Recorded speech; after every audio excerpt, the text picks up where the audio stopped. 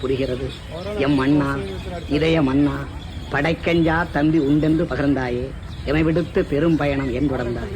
உன் கண்ணொளியின் கதகதப்பில் வளர்ந்தோவே, எம் கண்ணெல்லாம் குளமாக ஏன் மாற்றிவிட்டாய்?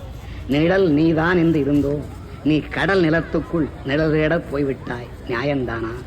கடலடியில் இருக்கின்ற முத்தெல்லாம் முத்தல்ல, நான் தானடா நன்முத்து எனச் சொல்லி கடற்கரையில் உறங்குறியோ?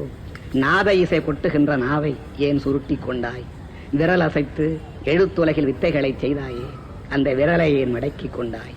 கண்மூடிக்கொண்டு நீ சிந்திக்கும் பேரழகை பார்த்துள்ளேன்.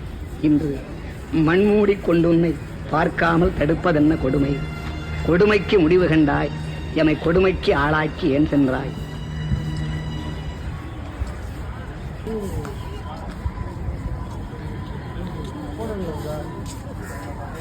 இப்ப நில்லுங்க நல்லா